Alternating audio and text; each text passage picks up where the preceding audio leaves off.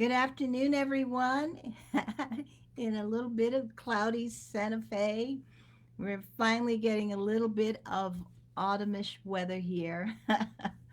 So I hope you're doing well wherever you are and that you're safe and sound. So today I thought I would talk about creepy houses. And since that is a topic of a lot of funny, and I say funny because they have many television programs out talking about ghosts in houses, and the best they do is taunt them or um, acknowledge, well, yes, you're there, but I don't know exactly what to do about you. So, have you been in a creepy house? And have you avoided rooms in your own house that you felt, oh, they feel uncomfortable? And are there houses that you would rather not visit? How about hospitals? How about churches? Sometimes I've been in beautiful, beautiful churches in Europe, and I go in and I want to leave. And you may rationalize it and say, well, maybe it hasn't been painted for a while, or maybe there's just bad carpet and bad drapery. But I can tell you there's usually and almost always a cause behind you avoiding a house or a space in your house or some building. If it has a creepy feeling, it's because there are creepy things in there. So, what are some of the symptoms and I call these sick houses, okay? And there's usually a kind of sticky feeling, a heavy feeling, or it has a kind of huge differentiation in feeling from one space, and then you step into this space and suddenly there's this feeling that comes over you that's not very comfortable, and sometimes you feel like someone's touching you or people are arguing. That's another symptom in a house that's filled with things. People start to argue a lot, or things going wrong, or things missing, and the energy will increase at night. So you may feel at night that suddenly these areas or the house feels denser or a little more uncomfortable. And for some people have sleeplessness, waking up for no reason, and a classic sign that there are things in the environment there that shouldn't be there, or nightmares, bad dreams. That's always the first sign that something's going on, is that people will have nightmares. So, and children, especially children, they just don't want to go to sleep. They don't want to be in they want the light on. I was one of them. I could see everything. And I do clear some children on a regular basis because they are susceptible, they're psychic. A lot of these beautiful new children that are coming in have all the equipment to feel, see, and experience so many things that their parents are not experiencing. So, this phenomenon of creepy houses has caught the attention of law books and uh, television programs and laws around the country. So I bet many of you don't realize that in some states, in most states now, you have to disclose paranormal activity in your house to a potential buyer. Yes. So check with the state that you live in. Because if you're living in a house that you think, well, I'm going to unload it somewhere, someone else, and that other family experiences all of these things, they can actually have a legal case against you. And so a lot of realtors, the thing is that a lot of people have no idea how to get rid of this. They think, again, the poor old sage plant is going to come to their rescue and just wipe it all away. Well, it's much more complex than that.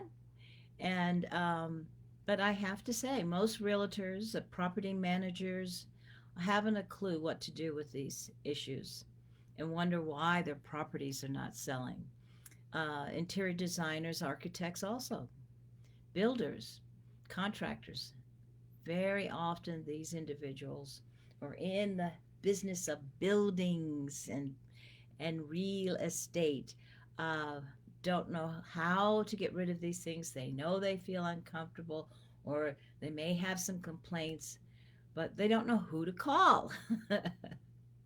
So even even Forbes Magazine, yes, Forbes Magazine has written articles about paranormal activity and even published an article on the 10 most haunted houses in America. Well, there's a lot more than that. um, so it is not something just in Hollywood anymore. It's not something on one of those sort of funny television programs where people are ghost hunting. Um, and it's not just a subject in paranormal societies. It's a real thing and a real problem. And so, as a professional clearist, somewhat, I spent 15 years of my life making sure I was very thorough in everything that I clear out of a property and out of a person's energy field. So, my professional clearing is very complex, very detailed, and very thorough. And the most important thing, it works 100%.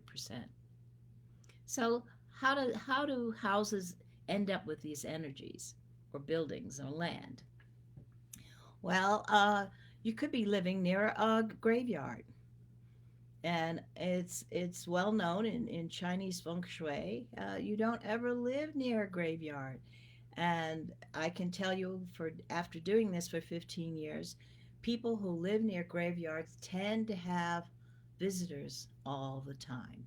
So if you live near a graveyard, you have to have periodic clearings of your home. If your house, some people have said to me, well, I my house is new.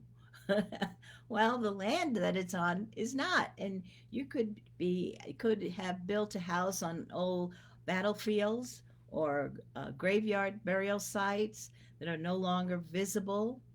All of these things create problems for house owners and people who have commercial buildings, things that we look at.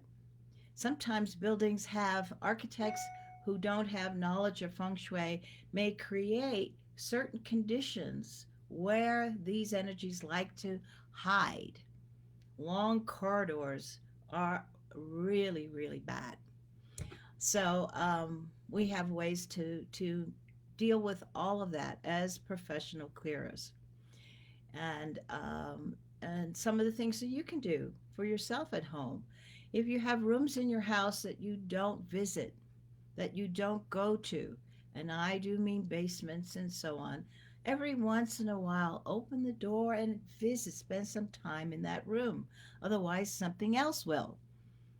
And occasionally leave the lights on in those areas for 24 hours to increase the energy in those areas. Otherwise, they may be a hosting area for things that you don't want. So I'm excited to talk about this and many more things that we do as professional clearers. And right now, I am offering early bird prices. So please look for my early bird flyers. And I hope that you join our team of professional clearers.